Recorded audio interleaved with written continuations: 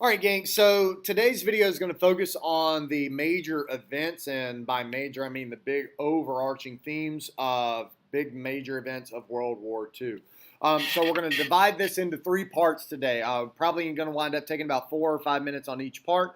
So this is going to be a little bit longer video. Today's video is going to focus on what happens in Europe, and then we're going to turn our attention to what happens in the Pacific Ocean between the U.S. and Japan, primarily the U.S. and Japan. And then we're going to turn our focus back, and we're going to look at the end of the war and how the end of the war took place. Well, if you guys remember, in the Munich conference, Neville Chamberlain basically went back to Britain, and he said, hey, we're going to have peace in our time. The Germans are not going to take any more land. I've got Hitler's word on a sheet of paper. Well, in August of 1939, what happened was the Germans under Hitler and the Soviets under Stalin, they signed what's called a non-aggression pact. And the non-aggression pact basically said, hey, we're going to be at peace with each other. We're not really allies, but we're not going to fight each other. And shortly after, they signed this non-aggression pact, and the real purpose of this non-aggression pact was so that they could both invade Poland. So the Germans invaded Poland from the the west, and the Russians invaded Poland from the west.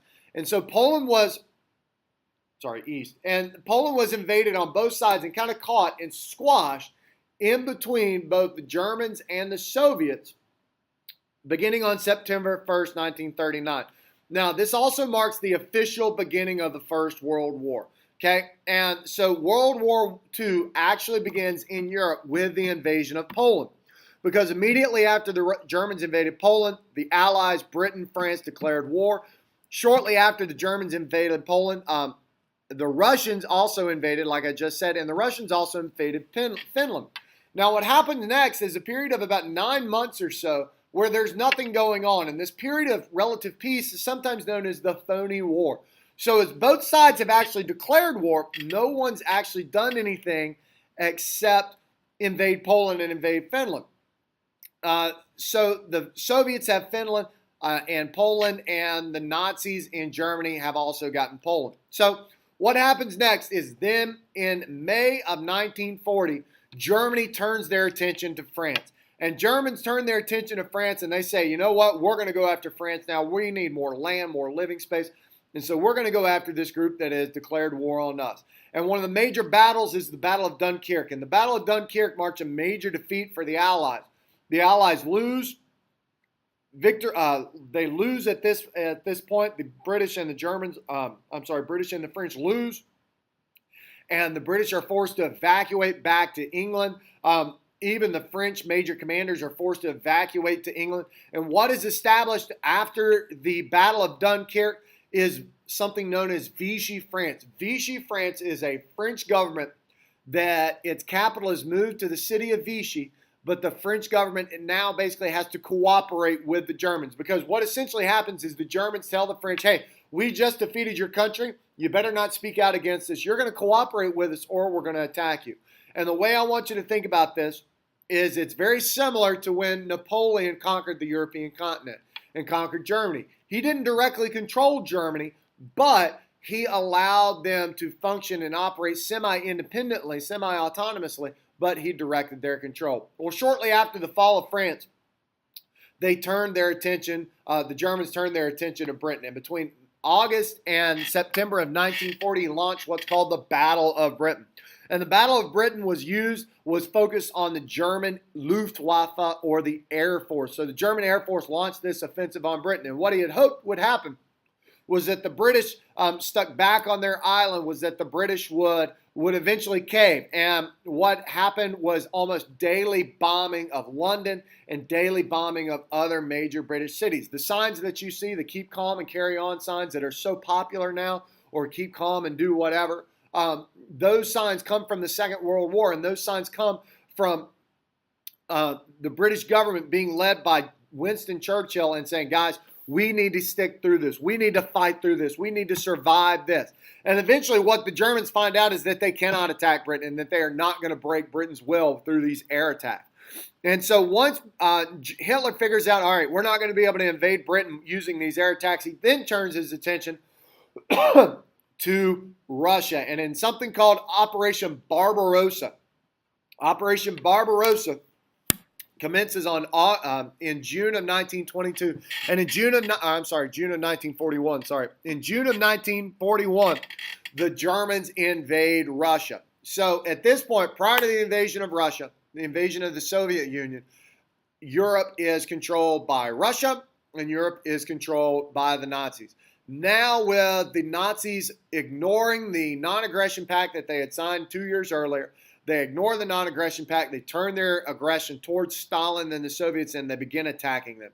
And the end result of this is not that the Germans, the Nazis, take over Russia, but that the Axis power, again, has control of all of Europe.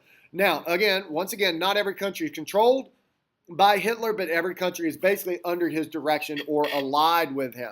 And so what now is the Soviets are just waiting for help. And the image I want you to get of this is Stalin and the Soviets are taking punch after punch from the Germans. They are forced to live very meekly, very meagerly, just like they did in the First World War, and the Nazis are throwing everything they have against them. In Operation Barbarossa, they're basically just punching them in the face repeatedly over and over and over again. And so the Soviets are just stuck waiting for the Nazis to give up, or waiting for the Allies to come help them. All right, and they get really frustrated with this. So by 1942, this is what the map of Europe looks like. You've got an independent Switzerland. You've got Great Britain that is independent and has not been attacked, but the rest of Europe is either controlled directly or allied with Germany. You'll see Germans control the northern part directly, and the southern part is allied with, they're independent, but they are allied with the Nazis. And this is Vichy France. And then Paris, you can see, is occupied up here. A side note is that following the Battle of Dunkirk, the treaty to end the fighting in France, the French are forced to sign that treaty in the same rail car that the Germans were forced to sign the treaty ending World War I in. Well, so that's what happens in Europe. Let's turn our attention to the Pacific theater. In the Pacific Ocean, we obviously know that Japan is fighting there. And so what happens are we see a series of Japanese advances. We know that Japan invaded Manchuria in 1931. Well, shortly after that, they begin invading China. Now, China was undergoing a civil war at that point in the 1920s and 1930s, but they unite with each other, and they begin fighting against Japan. And so they begin fighting against Japan, but they cannot withstand the Japanese invasion. And eventually Japan works its way down, and they also invade Southeast Asia. And the whole purpose behind this, at least as they put it, was they wanted to free Asia from Western imperialism. They believed, similar to the Nazis, how the Nazis believed that they were the superior race, the Aryans were the superior race in Europe. Japanese believed that they were the superior race in Asia. And they said, we're going to kick the Westerners out of here. Now, the idea here is not that they're really getting free of imperialism. They're simply replacing Western imperialism with Japanese imperialism. And remember, we've talked before about how the Japanese really tried to imitate that. Well, the Japanese knew, and the Germans knew that if the U.S. entered the war, some things would happen. And so the Germans talked to the Japanese. They said, hey, why don't you convince the U.S. to stay on their side of the pond, and why don't you attack them? And so with that plan, the Japanese attacked Pearl Harbor. The Japanese attacked Pearl Harbor on December 6, 1941.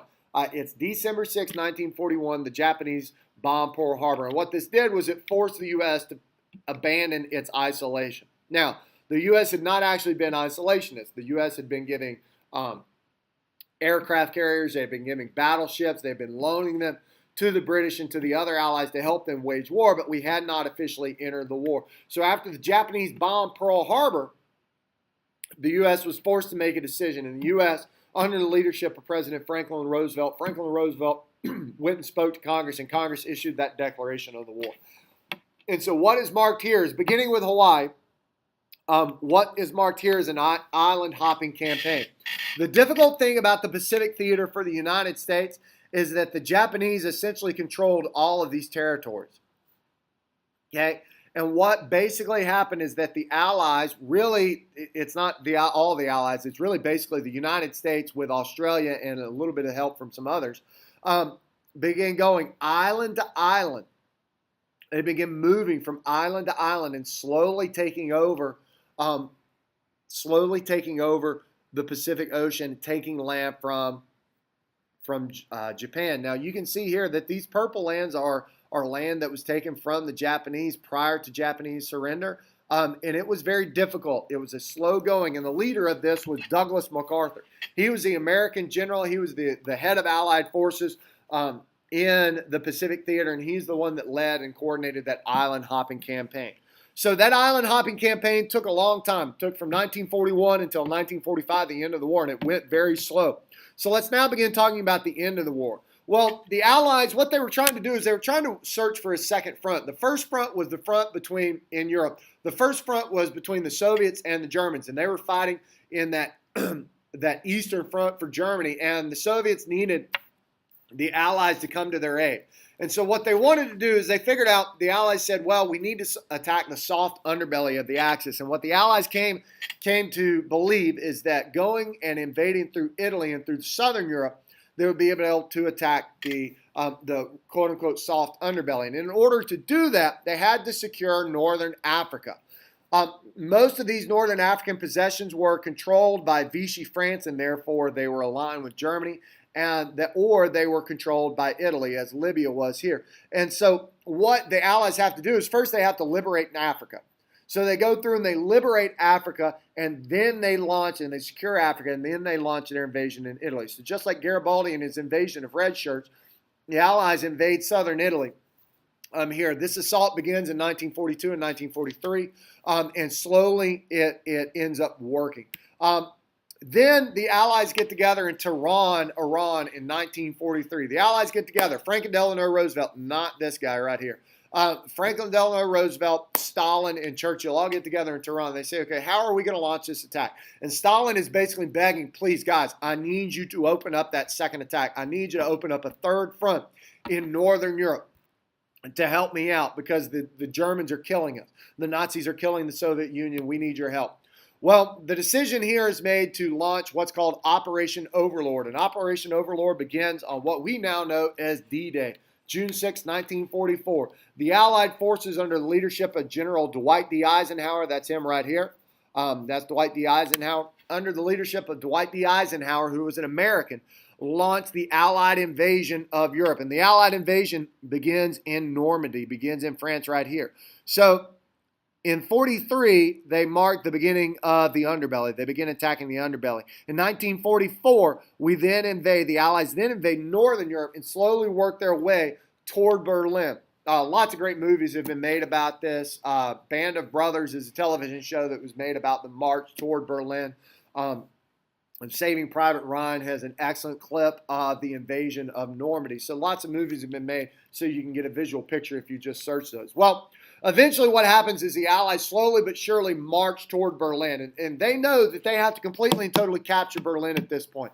They cannot rely on the German people to overthrow the government as they did in World War I. And the Allies, the Soviets working from the east, and the Americans and French and British moving from the west, begin to close a trap and ensnare Berlin. And they end up clapping on them and taking over. So between April of 1945 and finally on May 2nd, 1945, Berlin is under siege and Berlin falls to the Soviets.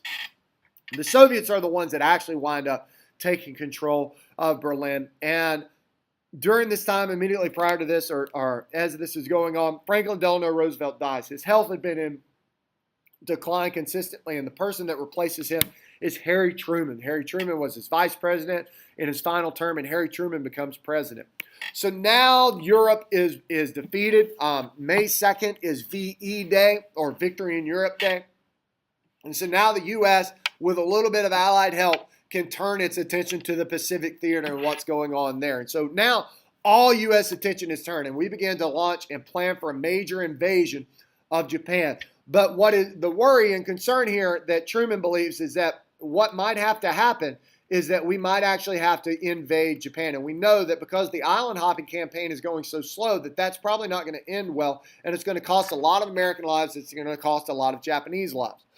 And so Harry Truman makes the decision to launch the first nuclear attack. The first atomic bomb is going to be dropped on Hiroshima on August 6, 1945.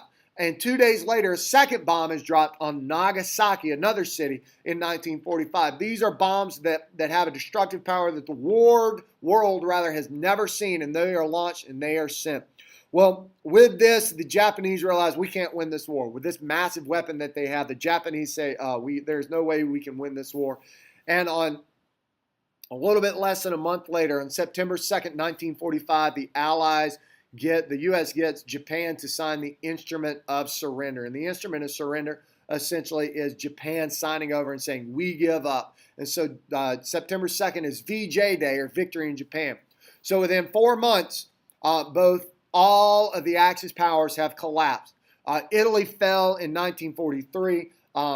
Germany fell in 1945. And a few months later, Japan falls in September of 1945 with Harry S. Truman, the new leader, new president of the United States. That was a little bit long. I'll see you guys tomorrow. Bye.